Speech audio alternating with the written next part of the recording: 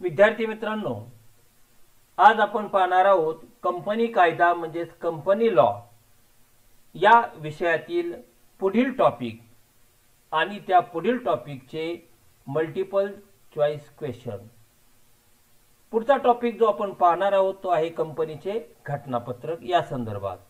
तर या घटनापत्रकाबाबतची सविस्तर माहिती आपण मागील व्हिडिओमध्ये सविस्तरपणे पाहिलेली होती, त्यामुळे आता आपण या ठिकाणी पाहणार आहोत त्या टॉपिक वरील मल्टिपल चॉईस क्वेश्चन। कारण आतापर्यंत आपण कंपनीची निर्मिती हा मागील भागामध्ये पाहिलेला होता, त्यानंतर कंपनी म्हणजे काय, कंपनी संबंधातल्या कन्सेप्ट या पहिल्या भागामध्ये पाहिलेल्या होत्या आणि आज आपण भाग तिसरा म्हणजे घटनापत्रकाचा पाहत आहोत। विद्यार्थी मित्रांनो, मी डॉक्टर किशोर जगताप माझ्या या यूट्यूब चॅनलमध्ये तुमचं सर्वांचं स्वागत। मित्र हो, जर व्हिडिओ आवडला तर निश्चितपणे लाईक करा, आपल्या सर्व विद्यार्थी मित्रांना तो शेअर करा आणि अजूनपर्यंत जर चॅनलला सबस्क्राइब केलं नसेल तर चॅनलला सबस्क्राइब करा। त्याचप्रमाणे माझी स्वतःची वेबसाईट आहे, फेसबुक पेज आहे, इंस्टाग्राम आहे आणि व्हॉट्सअप आहे। या सर्वांच्या लिंक डिस्क्रिप्शन बॉक्समध्ये दिलेल्या आहेत, त्यामुळे डिस्क्रिप्शन बॉक्समध्ये या लिंकवर जाऊन तुम्ही येणारे अपडेट्स जाणून घेऊ शकता। तर चला मित्रहो, पाहूया या घटनापत्रक भाग 3 यावरील मल्टिपल चॉईस क्वेश्चन कसे असू शकतील। प्रश्न क्रमांक 1, सार्वजनिक कंपनीच्या नावाच्या शेवटी कोणता शब्द लिहिणे कायद्याने बंधनकारक केलेले आहे। जर तुम्हाला सार्वजनिक कंपनी आणि खाजगी कंपनीची जर व्याख्या तुम्ही पाहिली तर त्या व्याख्येमध्ये स्पष्टपणे नमूद केलेले आहे की सार्वजनिक कंपनी या कंपनीच्या नावाच्या शेवटी मर्यादित शब्द असणं आवश्यक आहे। उदाहरणार्थ XYZ limited, not private limited आणि म्हणून उत्तर आहे ए। प्रश्न क्रमांक 2, खाजगी कंपनीच्या नावाच्या शेवटी मगाशी आपण सार्वजनिक पाहिलं, आता खाजगी कोणता शब्द लिहिणे कायद्याने आवश्यक आहे। दॅट इज खाजगी मर्यादित। कंपन्यांचे विविध प्रकार तुम्ही पहिल्या व्हिडिओमध्ये पाहिले आणि त्यानुसार तुम्हाला सांगता येईल की सार्वजनिक कंपनी म्हणजे मर्यादित कंपनी, खाजगी कंपनी म्हणजे खाजगी मर्यादित कंपनी, अमर्यादित कंपनी, हे सर्व कंपन्यांचे प्रकार आहेत।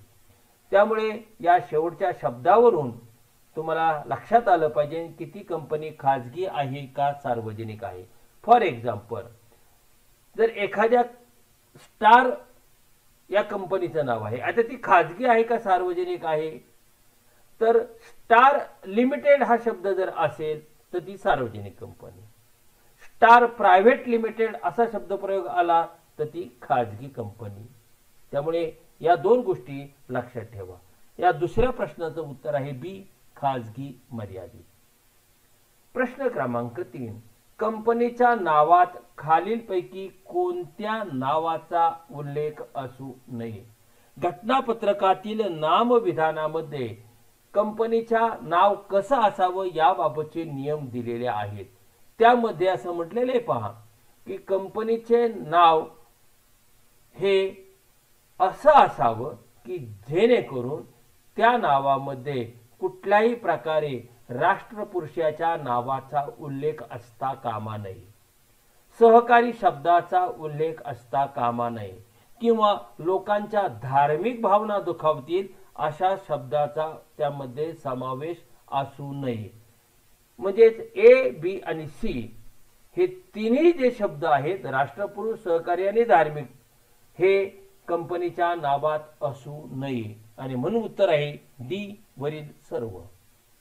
प्रश्न क्रमांक 4, खालीलपैकी कोणती उद्दिष्टे कंपनीची असू नयेत। कंपनीच्या घटनापत्रकात पुढील विधान आहे, म्हणजे नाम विधान, स्थळ विधान, उद्दिष्ट विधान, भांडवल विधान, जबाबदारी विधान ही विधानं आहेत, कलम आहेत, ही तपशील आहे। त्यातला उद्दिष्ट विधानासंबंधातला हा प्रश्न आहे। खालीलपैकी कोणती उद्दिष्टे कंपनीची असू नयेत। उद्दिष्ट विधानामध्ये प्रामुख्याने प्रमुख उद्दिष्ट, दुय्यम उद्दिष्ट आणि इतर उद्दिष्ट हे सामावलेले असतात. कंपनीला कुठल्याही प्रकारे बेकायदेशीरपणे व्यवसाय करता येऊ नये असं उद्दिष्ट कंपनीत असावं. समाज हिताविरुद्ध कंपनीला व्यवसाय करता येऊ नये असं कंपनीचं उद्दिष्ट असावं. कायद्याविरुद्ध कंपनीला आपला व्यवसाय करता येऊ नये असं कंपनीचं उद्दिष्ट असावं.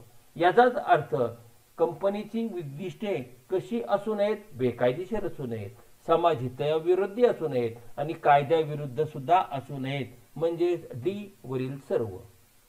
प्रश्न क्रमांक 5. भारतीय कंपनी कायदा 2013च्या कोणत्या कलमामध्ये घटनापत्रकाची व्याख्या दिलेली आहे? आपण पाठीमागे ज्यावेळेस घटनापत्रकाची व्याख्या पाहिली त्यावेळेस स्पष्टपणे तुम्हाला भारतीय कंपनी कायदा 1956 आणि भारतीय कंपनी कायदा 2013 या दोन्ही व्याख्या दिलेल्या होत्या. त्यामध्ये स्पष्टपणे म्हटलंय भारतीय कंपनी कायदा 2013च्या कलम 256 नुसार असा उल्लेख त्या ठिकाणी केलेला होता आणि म्हणून उत्तर आहे ए. प्रश्न क्रमांक 6. कंपनीने मूळ स्वरूपात तयार केलेले किंवा वेळोवेळी कायद्यानुसार बदल केलेले किंवा दुरुस्त केलेले दस्तऐवज म्हणजे घटनापत्रक होय. बी. प्रश्न क्रमांक 7. घटनापत्रकाचा मुख्य उद्देश म्हणजे कंपनीचे अधिकार क्षेत्र निश्चित करणे, कंपनीच्या सभासदांची जबाबदारी स्पष्ट करणे, मग ती मर्यादित, अमर्यादित, हमीने मर्यादित, हे सगळे घटनापत्रकात असतात. आणि कंपनीचे बाह्य जगाशी असलेले संबंध स्पष्ट करणे, कारण कंपनीचे अंतर्गत व्यवस्थापनाबाबतचे नियम हे नियमावलीत असतात आणि कंपनीचे बाह्य जगाशी असलेले संबंध घटनापत्रकात स्पष्ट करतात.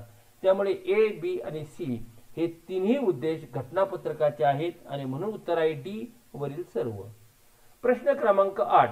घटनापत्रकात जे भांडवल नमूद केलेले असते ते भांडवल म्हणजे authorised capital, nominal capital, English मध्ये पर्यायी शब्द येथे, अधिकृत भाग भांडवल, त्याला दुसरं नाव आहे दर्शनी भांडवल, तिसरं नाव आहे नोंदविलेले भांडवल. यात ए, बी आणि सी हे तिन्ही एकाच भांडवलाची नावे आहेत. त्याला अधिकृत, दर्शनी म्हणतात, नोंदविलेले सुद्धा म्हणतात. म्हणजेच उत्तर आहे डी वरील सर्व. प्रश्न क्रमांक 9. भारतीय कंपनी कायदा 2013च्या कलम 4 उपकलम 6 नुसार भागांनी मर्यादित कंपनीच्या घटनापत्रकाचा नमुना टेबल ए, बी, सी, डी कशात दिलेला आहे? तर तो दिलेला आहे टेबल ए मध्ये. प्रश्न क्रमांक 10. भारतीय कंपनी कायदा 2013च्या कलम 4 उपकलम 6 नुसार भाग भांडवल नसलेल्या हमीने मर्यादित, हमीने मर्यादित कंपनीमध्ये दोन भाग, एक भाग भांडवल असलेली आणि एक भाग भांडवल नसलेली. आता इथे आपण विचार करतोय भाग भांडवल नसलेली हमीने मर्यादित कंपनीच्या घटनापत्रकाचा नमुना कोणत्या टेबल मध्ये दिलाय? तो टेबल बी.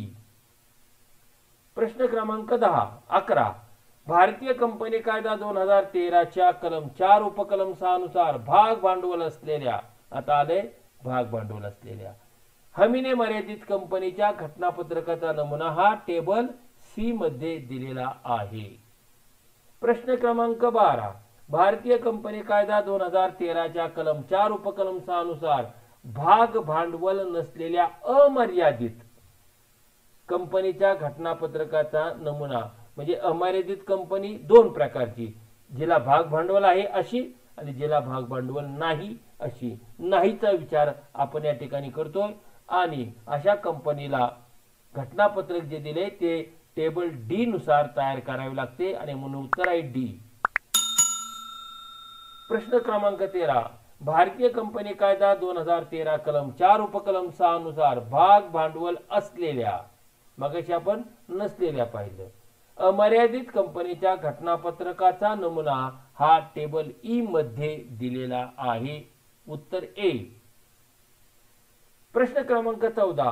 भागावरील न दिलेली रक्कम देण्याबाबतची सभासदांची जबाबदारी कमी करणे किंवा नाहीशी करणे म्हणजे उदाहरणार्थ 100 रुपये दर्शनी किमतीचा भाग आहे, त्या व्यक्तीने 80 रुपये कंपनीकडे भरलेत आणि त्याला आता सांगितलं जातं तू जे 20 रुपये भरायचे ते भरू नको, म्हणजे त्याचे 100 रुपयाऐवजी 80 रुपयाचाच भाग झाला आणि तोही पूर्ण दर्शनी किमतीने. त्यामुळे काय झालं, 100 रुपयाचं भांडवल 80 रुपयावर आलं, भाग भांडवलात घट झाली. उत्तर ए, भाग भांडवलात घट करणे.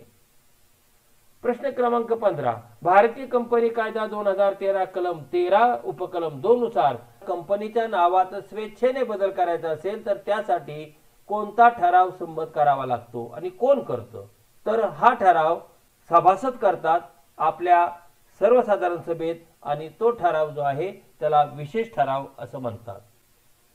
प्रश्न क्रमांक 16, कंपनीच्या नावात सक्तीने बदल करण्यासाठी किंवा नावात दुरुस्ती करण्यासाठी कोणता ठराव संमत करावा लागतो? विशेष साधा ठराव. प्रश्न क्रमांक 17, भारतीय कंपनी कायदा 2013 कलम 12 उपकलम 5 नुसार कंपनीचे कार्यालय एका शहरातील एका ठिकाणाहून दुसऱ्या ठिकाणी स्थलांतरित करावयाचे असेल तर त्यासाठी काय आवश्यक आहे? पहा, पुणे या ठिकाणी आहे, पुण्यातल्याच एका ठिकाणावरून डेक्कन वरून शिवाजीनगरला जर कार्यालय स्थलांतरित करायचं असेल तर त्यांना फक्त संचालकांना साधा ठराव संमत करावा लागतो, भागधारकाच्या ठरावाची संमती आवश्यक नसते. म्हणून ए, संचालक मंडळाचा ठराव. प्रश्न क्रमांक 18, भारतीय कंपनी कायदा 2013 कलम 12 उपकलम 5 नुसार कंपनीचे कार्यालय एका शहरातून दुसऱ्या शहरात स्थलांतरित करावयाचे असेल तर त्यासाठी काय आवश्यक आहे? म्हणजे पहा, पुण्याहून नाशिकला कंपनीचं कार्यालय स्थलांतरित करायचं. आता अशा परिस्थितीमध्ये संचालक मंडळाला त्या ठिकाणी ठराव करण्याची आवश्यकता नसते, कारण त्यांना ते अधिकार सुद्धा नसतात. तर असे स्थलांतराबाबत सर्वसाधारणपणे अधिकार हे कंपनीच्या भागधारकांना असतात आणि मग भागधारकांच्या सर्वसाधारण सभेत अशा स्थलांतरासाठी विशेष ठराव संमत करावा लागतो आणि म्हणून आपलं उत्तर आहे बी, भागधारकांचा विशेष ठराव. प्रश्न क्रमांक 19, कंपनीचे कार्यालय एका राज्यातून दुसऱ्या राज्यात स्थलांतरित करावायचे असेल तर त्यासाठी काय आवश्यक आहे? महाराष्ट्र राज्यातल्या पुणे शहरातल्या शिवाजीनगर भागामध्ये एक कार्यालय आहे, ते आता गुजरात मधील अहमदाबाद येथे जायचंय. तर काय काय करणं आवश्यक आहे? तर सभासदांची संमती पहिली घेणं गरजेचं आहे आणि त्याचप्रमाणे केंद्र सरकारची सुद्धा संमती घेणं आवश्यक आहे. म्हणजेच यासाठी सभासदांना आपल्या सभेत विशेष ठराव संमत करावा लागतो आणि त्यानंतर केंद्र सरकारची सुद्धा संमती घ्यावी लागते आणि म्हणून उत्तर आहे ए. प्रश्न क्रमांक 20, भागांनी मर्यादित कंपनीचे रूपांतर अमर्यादित कंपनीत करावायचे असेल, म्हणजे सभासदांच्या जबाबदारीत बदल करायचा असेल तर त्यासाठी कोणत्या ठरावाची आवश्यकता असते? तर त्यासाठी विशेष ठरावाची आवश्यकता असते आणि तो विशेष ठराव सभासदांनी संमत केला पाहिजे आणि म्हणून उत्तर आहे बी. प्रश्न क्रमांक 21, अमर्यादित कंपनीचे रूपांतर भागांनी मर्यादित करावायचे असेल तर त्यासाठी कोणत्या ठरावाची आवश्यकता आहे? पहा, अमर्यादित जबाबदारीचं रूपांतर मर्यादित जबाबदारीत करणे, तर त्यासाठी सुद्धा सभासदांच्या विशेष ठरावाची आवश्यकता असते आणि म्हणून उत्तर आहे बी. प्रश्न क्रमांक 22, अग्रहक्क भागाचे समहक्क भागात रूपांतर करणे, म्हणजे 10 लाख रुपयाचे अग्रहक्क भागाचे रूपांतर 10 लाख समहक्क भागात जर करायचं असेल तर त्याला म्हणतो आपण भागांची पुनर्रचना. तिथे ना एकत्रीकरण ना विभाजन, ते काय आहे, भागांची फक्त रचना बदललेली आहे आणि म्हणून उत्तर आहे सी. प्रश्न क्रमांक 23, कंपनीच्या छोट्या दर्शनी किमतीच्या भागांचे मोठ्या दर्शनी किमतीच्या भागात रूपांतर करणे, म्हणजे उदाहरणार्थ माझ्याकडे 10 रुपयाचे 10 भाग आहेत. आता दुसऱ्या बाजूने असं सुद्धा मी म्हणू शकेल माझ्याकडे 100 रुपयाचा एकच भाग आहे.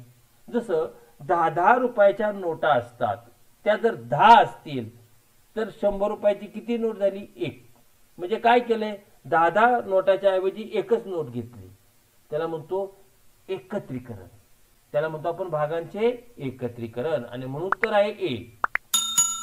प्रश्न क्रमांक 24, कंपनीच्या मोठ्या, आता पाय 100 रुपयाची एक नोट आहे, मी दुकानदाराला दिली आणि सांगितलं मला 10-10 रुपयाच्या 10 नोटा द्या. व्हॅल्यू मध्ये काय फरक आहे का? नाही, व्हॅल्यू सेम आहे. 100 रुपये 100 रुपये. म्हणजे काय केलं, एक नोट देऊन 10 नोटा घेतल्या, विभाजन. त्याला म्हणतो आपण भागांचे विभाजन, आणि म्हणून उत्तर आहे बी. प्रश्न क्रमांक 25, कंपनीच्या भागांचे एकत्रीकरण करणे, विभाजन करणे व अग्रहक्क भागांचे समहक्क भागात रूपांतर करणे, म्हणजे यामध्ये कुठेही भाग भांडवलात घट होत नाही, कुठल्याही प्रकारे भाग भांडवलात वाढ होत नाही. तर काय होतं, भाग भांडवलाची रचना बदलली जाते आणि त्यालाच म्हणतो आपण पुनर्रचना करणे. उत्तर आहे ए. विद्यार्थी मित्रहो, जर तुम्हाला त्या ठिकाणी हा व्हिडिओ आवडला असेल तर निश्चितपणे व्हिडिओला लाईक करा, आपल्या सर्व विद्यार्थी मित्रांना तो शेअर करा, आणि आतापर्यंत जर चॅनलला सबस्क्राईब केलं नसेल तर जरूर चॅनलला सबस्क्राईब करा, की जेणेकरून येणारे सर्व व्हिडिओ अपडेट तुम्हाला त्या ठिकाणी प्राप्त होऊ शकेल, त्याचं नोटिफिकेशन तुमच्या मोबाईलवर येऊ शकेल. विद्यार्थी मित्रांनो, पुढील भाग जो आपण पाहणार आहोत तो म्हणजे भाग 4, कंपनीची नियमावली या संदर्भातला. म्हणजेच कंपनीची नियमावली मधले जे काही मल्टिपल चॉईस क्वेश्चन आहेत ते आपण पुढील भागामध्ये पाहणार आहोत. विद्यार्थी मित्रांनो, माझं फेसबुक पेज आहे, माझी स्वतःची वेबसाईट आहे, इंस्टाग्राम आहे, व्हॉट्सअप आहे, आणि त्याचप्रमाणे इथे ईमेल सुद्धा दिलेला आहे. या सर्वांच्या लिंक या डिस्क्रिप्शन बॉक्समध्ये दिलेल्या असल्यामुळे तुम्ही त्या फॉलो करू शकता आणि येणारे अपडेट्स जाणून घेऊ शकता. तर मित्रांनो, आपण पुढील भागामध्ये पाहणार आहोत कंपनी नियमावली बाबतची माहिती आणि त्यावरील प्रश्न आणि ऑप्शन्स आणि उत्तर. धन्यवाद.